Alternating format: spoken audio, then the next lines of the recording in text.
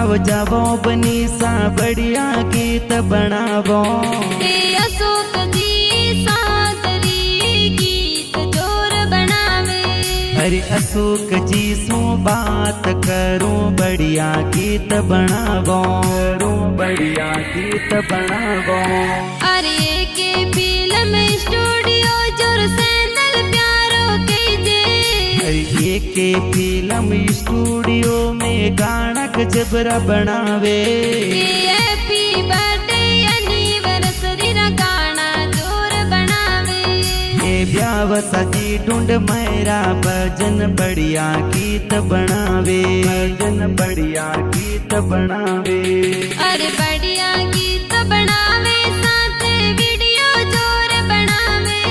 अरे बना बनीरा गीत बनाए दो साथे वीडियो बनावो।